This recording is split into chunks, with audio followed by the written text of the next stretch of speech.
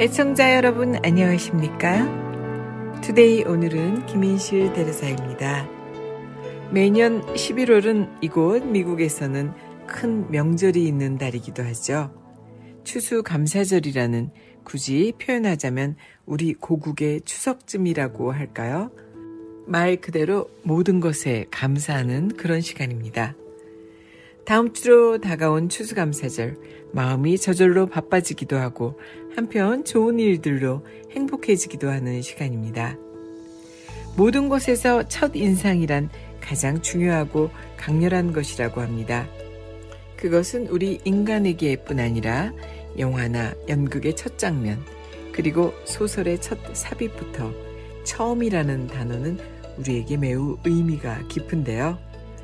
오늘과 첫 주를 기분 좋게 상큼하게 시작하는 첫 인상도 중요하지만 한 해를 마무리하고 또 매듭 지으며 정리하는 끝맺음도 첫인상 못지않게 매우 중요할 것입니다. 서서히 우리 앞으로 다가오는 2024년의 마지막 남은 날들도 우리에게는 매우 소중한 시간들 놓치는 것 없이 아쉬움 없이 잘 준비하고 보내야 할 것 같습니다. 희망과 기쁨이 있는 이곳은 김인실 대리사의 투데이 오늘은입니다. 오늘 함께 하실 글은요. 희망은 도약한다. 차동엽 신부님의 글 준비했습니다. 우리와 동시대를 살았던 독일의 실존주의 철학자 야스퍼스는 인간의 한계 상황을 초월의 계기로 보았습니다. 즉 죽음, 고통, 갈등, 죄책감 등 인간의 4가지 대표적인 한계 상황은 인간으로 하여금 자기를 초월하여 이상, 나아가 포괄자를 찾게 만든다는 것. 여기에서 포괄자란 세상 만사를 설명할 수 있고 책임질 수 있고 해결할 수 있는 존재, 곧 신을 가리킵니다. 시체말로 궁극, 종결자 등과 통하는 말로 봐도 무방할 것입니다. 어쨌든 야스퍼스의 말은 맞습니다. 이 세상의 모든 발전은 한계 상황에서 출발한 것이라고 말해도 틀리지 않습니다. 그리고 모든 창조적 고뇌는 한계 상황에서 비롯된다는 사실엔 누구나 동의합니다. 야스퍼스는 굳이 4가지를 꼽았지만 사실 한계 상황의 종류와 크기는 계량할 수 없습니다. 더 이상은 못하겠어. 이게 나야. 벽에 부딪혔어. 밑바닥을 쳤지. 끝장이야. 등의 베넷소리가 나오는 상황은 다 한계라고 말할 수 있으니 말입니다. 야스퍼스의 매력은 그가 바로 이런 한계 상황을 절망의 이유로 보다는 희망의 계기로 보려 했다는 데 있습니다. 그런데 한계 상황의 경험은 아무래도 나이에 비례한다고 볼 수 있습니다.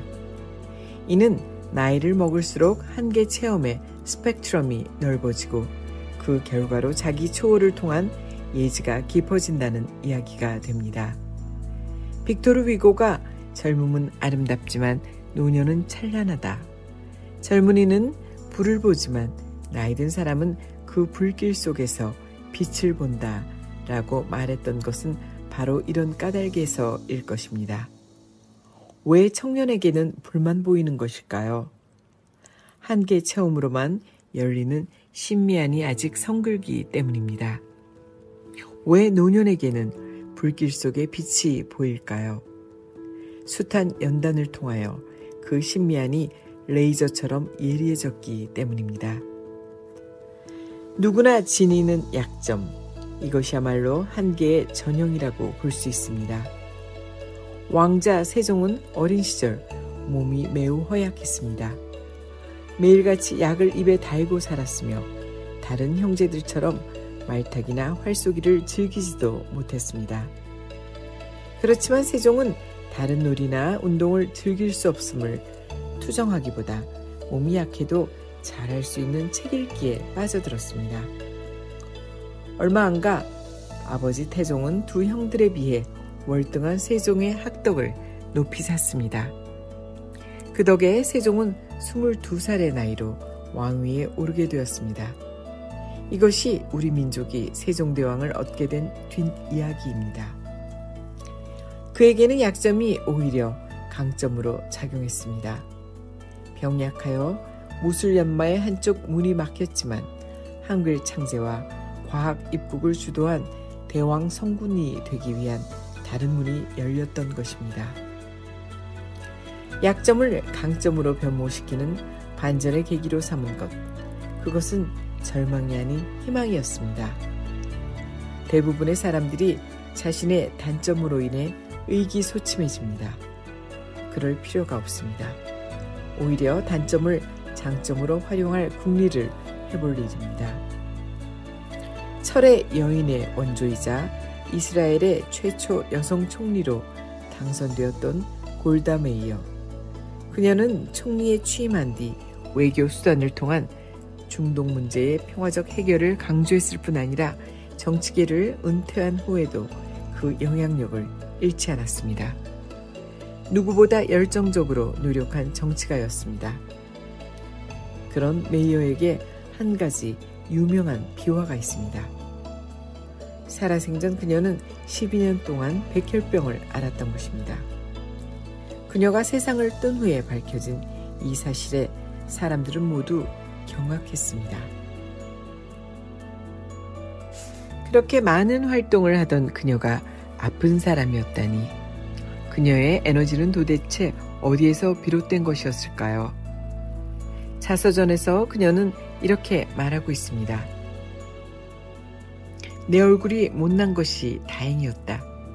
내가 못났기에 나는 열심히 기도했고 공부했다.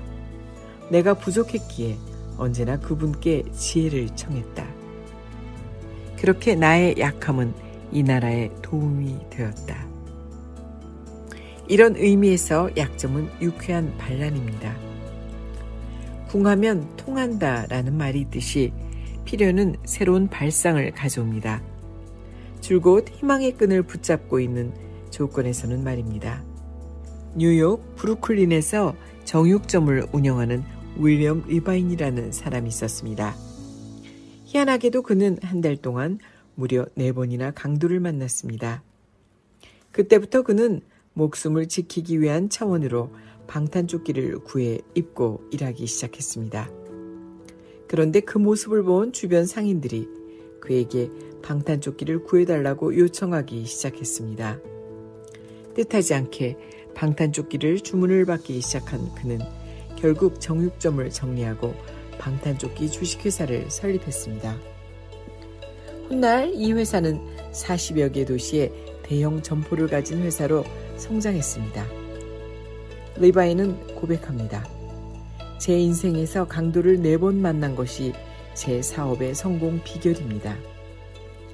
살면서 한 번 만날까 말까 한 강도를 무려 4번씩이나, 그것도 한 달 사이에 만났습니다. 만약 비관적인 태도를 지닌 사람이라면 자신을 억세게 운 나쁜 사람이라고 여기고 신세한탄을 할 것입니다. 또 대인 기피증 내지는 피해 망상증에 시달리지 않았을까요? 하지만 윌리엄 리바인은 희망적인 태도를 잃지 않았기에 오히려 그 충격적인 체험을 전화위복의 기회로 삼을 줄 알았습니다. 그는 오히려 화를 복으로 바꾼 것입니다.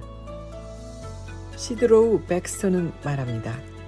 장애물과 기회의 차이는 무엇인가? 그것에 대한 우리의 태도입니다. 모든 기회에는 어려움이 있으며 모든 어려움에는 기회가 있습니다.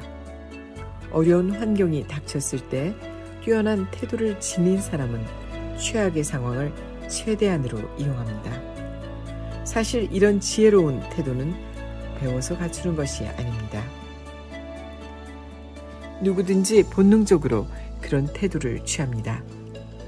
누구에게든지 크든 작든 이와 관련된 자신만의 경험, 성공담을 가지고 있습니다. 그러기에 사족이 필요 없습니다. 그럼에도 남들의 드라마틱한 인생 역전 이야기를 통해 우리 자신의 희망을 채근하는 자극을 얻을 수 있으니 평소 눈여겨보고 귀담아 듣는 습관을 들이는 것도 현명한 일이겠습니다.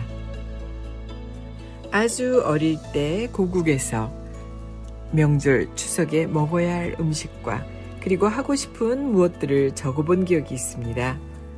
시간이 지나 지금은 이곳 미국에서 살고 있는 우리는 추수감사절을 위한 준비물, 그리고 가족과 지인들을 위해 해야 할 일을 메모하곤 하죠.